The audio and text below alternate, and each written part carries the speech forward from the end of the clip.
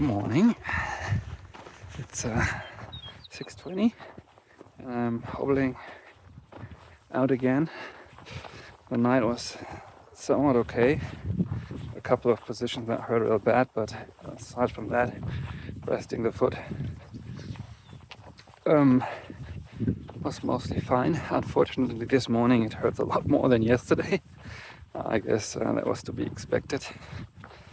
So I stabilized it with compression bandage and took some more ibuprofen, and I'm now hobbling along my merry way.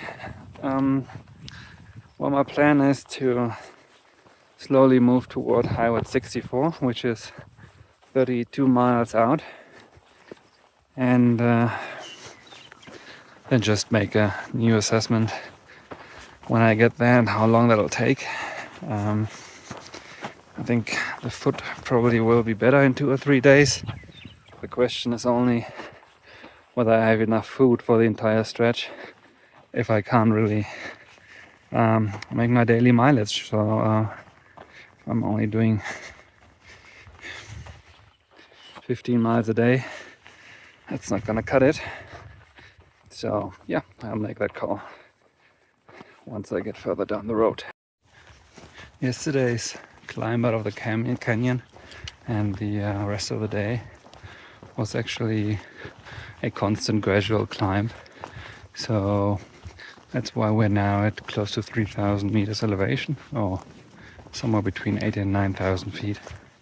And that again means forests, lots of aspens.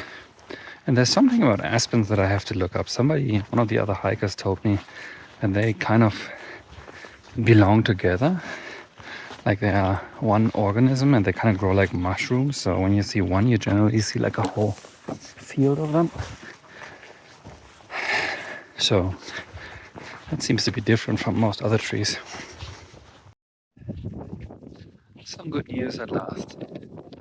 Now that the muscles are warmed up and the painkillers have kicked in, I'm able to walk fairly smoothly at a normal pace. Not like this morning where I was probably going about a mile an hour. So if I can maintain this for the day and tomorrow it's better, I'm pretty happy. Made it up to Cantillon Lake, I think is what it's called. And there's a bit of paved road up here and even a few cars. So apparently it's a fishing spot. Interesting. Oh, and there is a privy and trash cans.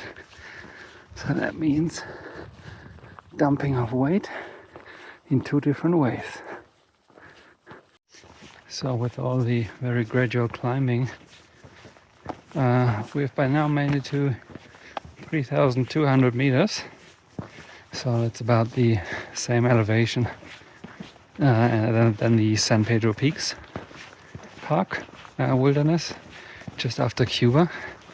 And just as it was over there, there's little patches of snow over here. At the same time, it's about 55 degrees, which is very pleasant for hiking, not so pleasant for the snow. I think this is probably going to be gone in a week or so. And I hope the same holds true for Colorado. Just as a point of reference, today is the 20th of May. So it's absolutely not surprising that there's still some snow up here.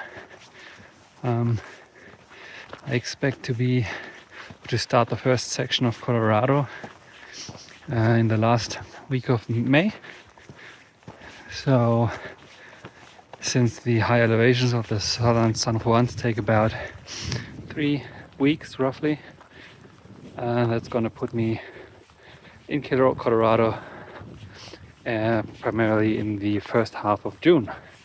And since the snowpack in Colorado has been extremely low this year, most of the snow, especially on the south-facing slopes, has already melted, and more is melting every day.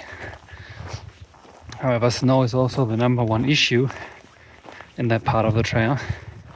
So in my opinion, there's not really a reason to rush in there, because every day is going to make the trail easier to walk.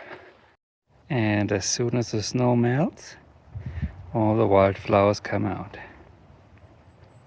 I love this environment. Alpine forests in spring is just so beautiful. Everything's green, water's flowing, everything's blooming. All the animals you see have little kids. It's really, the entire environment just yells life, and it's just wonderful to be able to walk through this, see everything waking up after winter. So for lunch I'm having poor man's pizza. Tortilla with pepperoni, cheese and some buffalo sauce. For dessert, a homemade pistachio cookie from my remote trail angel. Well, towards the end of the day, it's a constant battle of future me versus today me. And future me has a lot of weight in this relationship. I always try to push out a little more so that tomorrow or the day after it's a little less. That often means continuing while very tired. So I just walked into Ultra, was camping down at the river, and it was so tempting to just stop and spend the evening with him and have dinner. But I decided I'm gonna push another 2.5 miles up the mountain. Another win for future me. Part of me also just wants to continue because I can. I mean, this morning when I was stumbling out of camp, it was so bad with my ankle.